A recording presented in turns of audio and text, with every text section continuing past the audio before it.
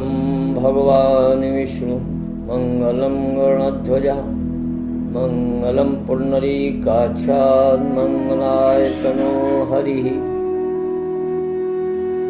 खुद का मंगल हो और सबके लिए हर पल हर क्षण हर दिन मंगलमयी हो। समस्त सार शब्दी संतों को कोटि कोटि वंदन नमन। सदगुरुदेव साईं अरुण जी महाराज के चरणों में कोटि कोटि नमन करते हुए उनके बताए हुए मार्ग से चलते चलते उनकी कृपा से जीव जो है आज संत बना। आप सब सार शब्दी हैं, आप शिष्य नहीं, आप कोई बाबा बैरागी सन्यासी नहीं बने हो, आप सब संत बने हो। संत का कभी अंत नहीं होता है। संत परमात्मा का एक जिगर का टुकड़ा होता है। परमात्मा और संत में भेद नहीं रहता है। परमात्मा जैसा स्वभाव, परमात्मा जैसे गुण जब तुम्हारे जीवन में उतरने लगे तब जानो कि हम मोक्ष मार्ग की तरफ बढ़ रहे हैं। अगर आपके जीवन में उतार चढ़ाव बहुत हैं, उथल पथल है,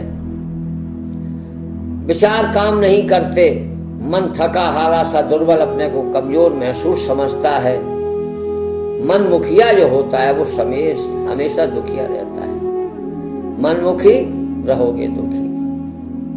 क्यों? ये मन जो है ना, ये संसार का है, संसार के लिए है, ये जड़ है। इसको चलाने वाली जो सत्ता है, जो चेतन सत्ता है, मन जीव है, चेतन सत्ता यही आत्मा है। तो जब जो लोग संसार से जुड़े हुए हैं, कष्ट हमेशा सबको आते हैं, चाहे राजा हो चाहे रंक हो, क्योंकि संसार ही कर्म प्रधान है। जो जैसे कर्म करता है उसको वैसा ही फल मिलता है।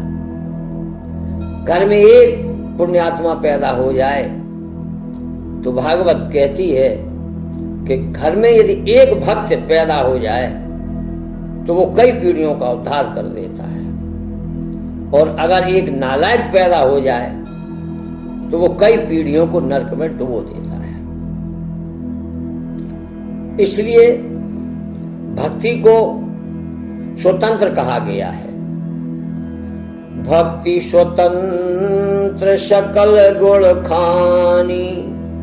भक्ति जो है ये किसी के बंधन में नहीं है, लेकिन ये मिलती किसको है? भक्ति सबको नहीं मिलती है। भक्ति परमात्मा की कृपा वालों को ही मिलती है। बिन सत्संग न पावे प्राणी। ये भक्ति भी बिना सत्संग के प्राणी को नहीं मिलती है।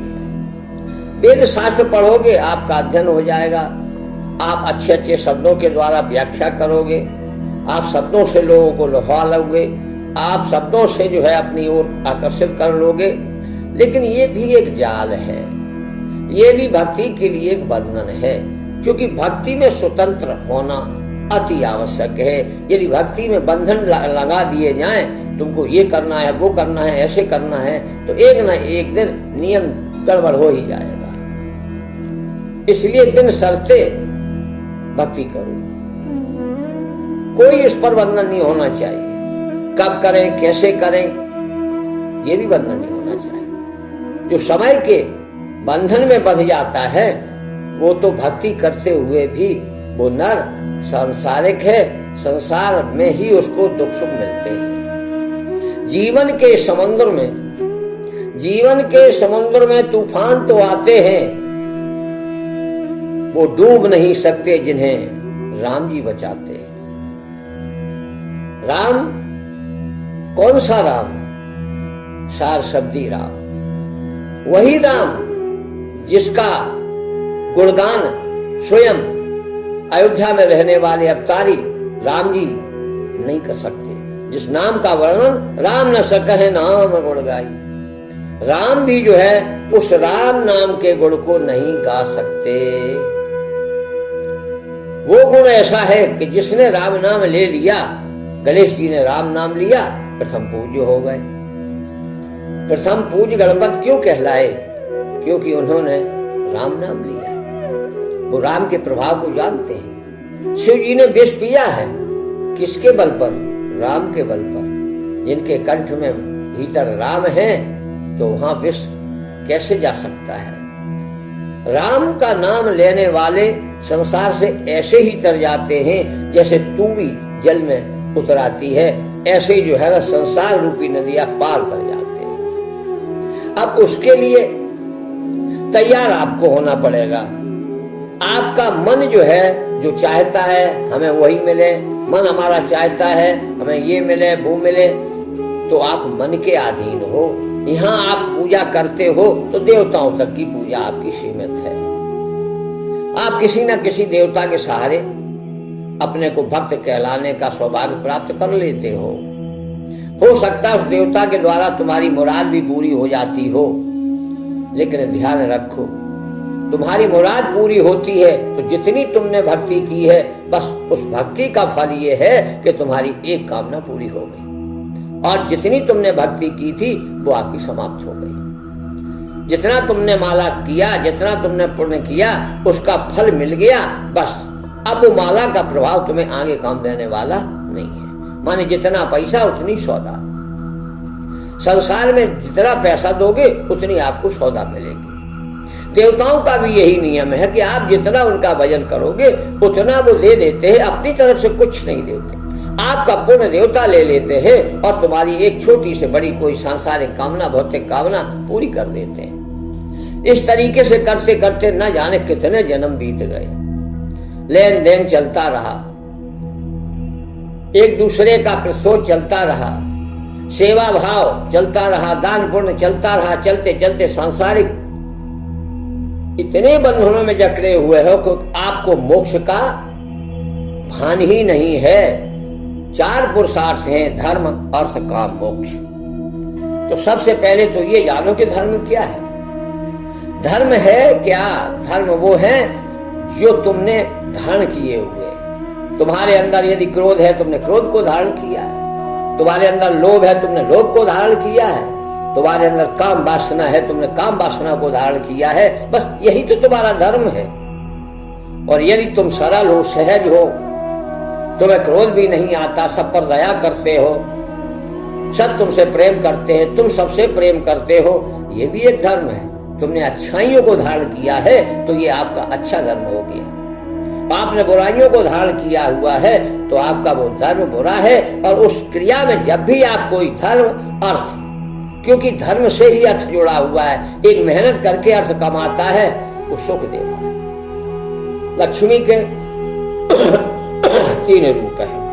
महालक्ष्मी विष्णु भगवान की है, वो कभी किसी के यहाँ ना जाती है ना आती है, हमेशा नारायण के पास रहती है। एक होती है आलक्ष्मी, एक होती है लक्ष्मी, महालक्ष्मी, आलक्ष्मी। महालक्ष्मी नारायण की है, लक्ष्मी सबके यहाँ जाती है। शुद्ध दारा और लक्ष्मी पापियों के घर हुए।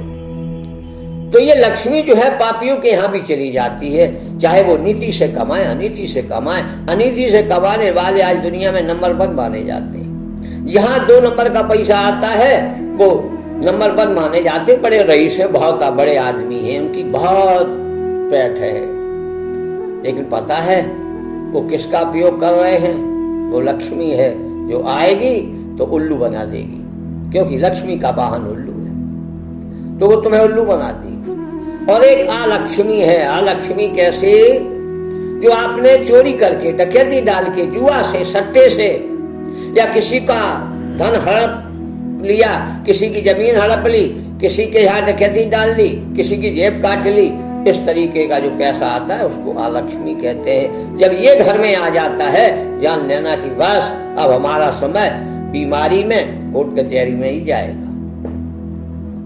आलक्ष्मी हमेशा सुख भी देती है और दुख भी देती है। सुख कम है, दुख ज्यादा है। थोड़ी देर के लिए रात में डकैती डाल लाए, सुबह तक पता चला कि हाँ धन बांट हुआ है, बहुत अच्छा है। थोड़ी देर में पता चला, पुलिस आई, पकड़ ले गई। तो लक्ष्मी का आने का सुख एक क्षण का, और आपको पता नहीं जिंदगी भर जेल में रहना पड़े। तो ये सारी बातें हैं। तो स्वतंत्र रहिए आपको यदि भगवान की भक्ति करना है तो आप स्वतंत्र रहिए। आप बंधन में पहले बन जाते हो, भक्ति तो बाद में होती है। तो धर्म पहले, धर्म को धारण करो, माने सत्य को धारण करो। सत्य ही सबसे बड़ा धर्म है। जिसके पास सत्य है वो कभी डिग नहीं सकता।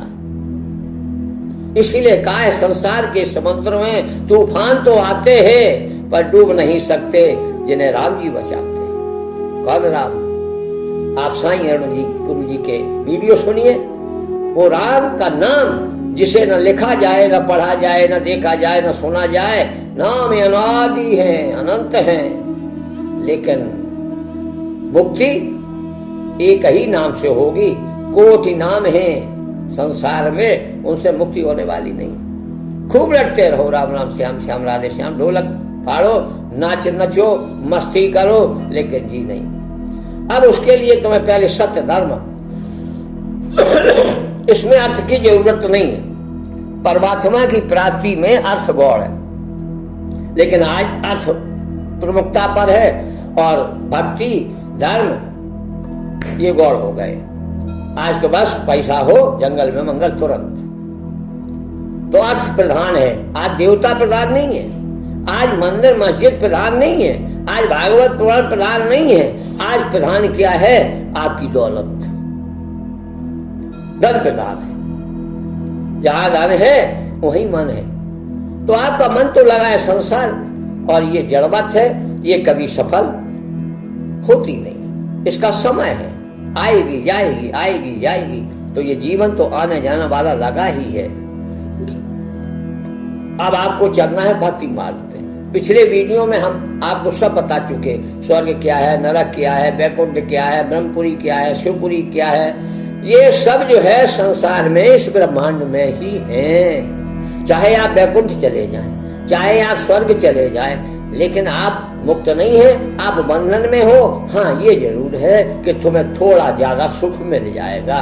जैसे लोग घर में रहते हैं और चले गए कहीं घूमने थोड़े समय के लिए, जब तक जेब में पैसा रहा तो आप कश्मीर का नजारा देख के खुश हो गए। बहुत अच्छा, बहुत अच्छी रचना की है भगवान ने। अरे भगवान ने जो भी संसार में बनाया, जो भी रचना हुई है, इस ब्रह्मांड में जो भी रचना है, सब तुम्हारे साधनों के लिए, तुम्हारे उपयोग के लिए है। तुम इनका उपयोग करो। प्रकृति जो है बहुत सुंदर है, और प्रकृति ने अपनी सुंदरता कहीं नदियों के रूप में, कहीं सागर के रूप में, कहीं पहाड़ों के रूप में, कहीं वृक्षों के रूप में, कहीं नाना प्रकार के जीव जंतुओं के रूप में प्रकृति जो है तुम्हारा मनोरंजन कर रही है, तुम्हें खुश रखने का प्रयास कर रही है। लेकिन आज इंसान कैसा हो गया कि वो प्रकृति के साथ ही खिलवाड़ कर रहा है। जिस घर में रहता है उसी घर को उजाड़ रहा है। आज ऐसी प्रवृत्तियां मनुष्य की हैं, जिस थाली में खाता है उसी में छेद कर रहा है। और वो चाहे कि मुझे देवता मिल जाए, या भगवान मिल जाए, परमात्मा मिल जाए, ईश्वर मिल जाए, कदापि कभी नहीं मिल सकता। भगवान के लिए जो चीज बनाई है संसार में, या प्राप्त है, जब चाहो जितना चाहो उतना उपयोग कर लो, लेकिन दुरुपयोग मत करो। किसी के सुख को देख करके तुम ईर्षा मत करो, किसी के सुख को मत छीनो। आज तुमने पशुओं तक के सुख को छीन लिया। जंगलों में कोई फलदार वृक्ष नहीं है जहां वानर अपना भोजन कर सके। सब जीवों का खाना खा गए, यहाँ तक कि दुष्ट लोग जीवों को भी खा गए। और ऐसे जीवों को खाने वाले लोग चाहें कि हमें स्वर्ग मिल जाए, वैकुंठ मिल जाए। अरे भैया, ये नहीं होने वाला है।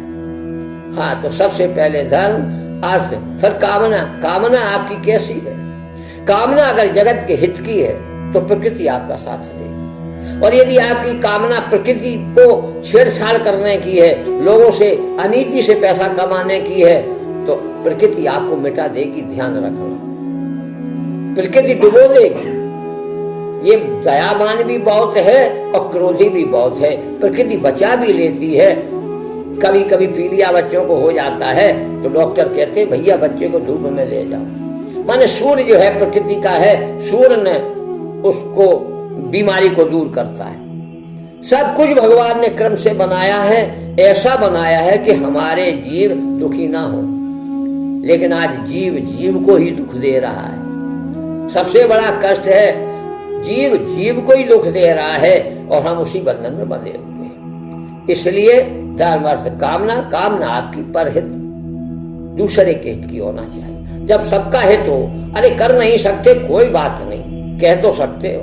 अगर परमात्मा ने वाणी दी है तो प्रातः काल उठ के सबका भला हो, सबका कल्याण हो, सब सुखी रहे, सबको परम शांति हो, सबकी परमात्मा में लौ लगे, सब भक्त बन जाएं, ऐसी भावना करते हुए अपना जीवन बिताइए। आपको कुछ भी करने की जरूरत नहीं है, बस अच्छा सोचने लगो। अच्छा सोचने लगो, तुम्हारे में बदलाव आना प्रारंभ हो जाएगा। आप धीरे धीरे बदल जाओगे। ऐसा नहीं है कि आपका स्वभाव क्रोधी है, कभी बदल नहीं सकता, नहीं, बदल जाता है। आपकी नियत खराब है, बदल नहीं सकती, नहीं, बदल सकती है। कभी कभी आपने देखा जो पहले बहुत क्रोध करते हैं, जब बुढ़ापा आया तो बिल्कुल शांत हो गए। और बहुत से लोग ऐसे देखे होंगे जो जीवन भर तो बहुत सहज रहे, सरल रहे, और बुढ़ापे में क्रोध आने लगा। उनकी वृत्ति बदल गई। प्रवृत्ति बदल जाती है इंसान की। यह प्रवृत्तियां ही तो दुख का कारण हैं। इन पर तुम्हें कंट्रोल रखना है, लेकिन कंट्रोल कर नहीं सकते। इसलिए आवाहन विसर्जन देवताओं का होता है, परमात्मा का कोई आवाहन विसर्जन नहीं है, क्योंकि वो सर्वव्यापक है। देश काल दिश विदसों माई, कहो सो कहां जहां प्रभु नाई। उसका आह्वान विसर्जन नहीं है। आप घर में पूजन करते हो, अनुष्ठान करते हो, आह्वान करते हो, तो किसका आह्वान करते हो? देवता का आह्वान करते हो। नवग्रह का आह्वान करते हो, किसका आह्वान करते हो? देवताओं का आह्वान करते हो। देवता बुलाने पर आते, परमात्मा बिन बुलाए आता है, इतना भेद है। देवता रुष्ट भी हो जाते, देवताओं के अनुकूल यदि आपके साधन नहीं है तो देवता आप पर क्रोध भी कर सकते हैं, लेकिन परमात्मा कभी क्रोध नहीं करता, क्योंकि उसे तुमसे कोई उपेक्षा ही नहीं है। तुमसे कोई उपेक्षा नहीं है उसे। परमात्मा तो सिर्फ ये सोचता है कि आप कब किस क्षण सहज हो गए। अगर आप पूरे जिंदगी में, आपकी 100 साल की उम्र है, 80 साल की उम्र है, 100 साल की उम्र में आप यदि एक क्षण के लिए भी सहज हो गए, बस परमात्मा ने तुम्हें अपना लिया। फिर देर नहीं करता। अगर देर करता तो तुलसीदास जी रामायण में नहीं लिखते, क्षण में सबय मिले भगवान। भगवान सबको क्षण में ही मिलते हैं, देर नहीं होती है। और लोग कहते हैं भगवान किसे मिले? अरे भगवान उसको मिले हैं जो सहज हुआ है। ना जाने हमारे कितने संत महात्मा ऋषि मुनि सहज हो गए और परमात्मा के प्यारे हो गए, सदा मुक्त, सदा सदा के लिए मुक्त हो गए। अपनी इच्छा के अनुसार संसार में आना, अपनी इच्छा से संसार से जाना, वो स्वतंत्र है, उनकी भक्ति स्वतंत्र है, उन पर कोई बंधन नहीं है। कुछ लोग ऐसे होते हैं जिन्हें मुक्ति के लिए, मोक्ष के लिए प्रयास करना पड़ता है, लेकिन जो भी देवता ऋषि मुनि हमारे हजारों हो गए, हजारों अवतार ऐसे हैं जो सदा से मुक्त थे और सदा से मुक्त रहेंगे। वो अपनी इच्छा से संसार में आएंगे और अपनी इच्छा से ही संसार से जाएंगे। अब ये ज्ञान मनुष्य के अलावा जितनी भी योनियां हैं उन सबको नहीं मिल सकता। जितनी भी योनियां हो, चाहे देवता भी क्यों ना हो, उससे भी ये ज्ञान नहीं मिल सकता। इंद्र चाहे आज, कुबेर चाहे आज हमें ये ज्ञान मिले तो मिलेगा उन्हें तभी जब वो मानव तन लेंगे, मानव जन्म लेंगे, तब उन्हें ये ज्ञान मिलेगा जिस ज्ञान की बात मैं तुम्हें कर रहा हूं। ये शास्त्रों से, वेदों से, पुराणों से नहीं मिलेगा। परमात्मा स्वयं आकर के अपना परिचय कराएगा। आज हमारे गुरु जी के वचन सुन करके लाखों लोगों को जो है उस राम नाम का आभास, उस सार शब्द का प्यार, उस सार शब्द की महिमा, सार शब्द में क्या गुण है, हर भक्त हर संत महसूस कर रहा है। क्योंकि परमात्मा जब अपनी अनुभूति कराता है तो परमात्मा के जो गुण हैं संतों में वो गुण धीरे धीरे आने लगते हैं और उसे संसार से विनय प्रयास उसका भाव जो है, उसका जो संसार के प्रति आकर्षण है, ये अपने आप खत्म हो जाता है। जब परमात्मा स्पर्श करता है तो जैसे पारस लोहे को स्पर्श से सोना बना देता है, वैसे ही जो हमारे गुरु जी के प्रवचन हैं वो आपको पारस की तरह परमात्मा का एक क्षण का अनुभव आपसे स्पर्श होगा और आपके जीवन में बदलाव आने लगेगा। अब जीते जी कहते हैं मरना, जीते जी मोक्ष प्राप्त करना, ये बिल्कुल सत्य बात है। जिसने जीते जी मुक्ति को प्राप्त नहीं कर पाया, जो जीते जी भगवान को नहीं पहचान पाया, मरने के बाद कौन जाने वो कहाँ गया, किस ओर गया, कहाँ ढूंढा जाए। तो एक स्थान अपना निश्चित कर लो, धर्म अर्थ कामना सबके हित की हो, बस आपका मोक्ष हो गया।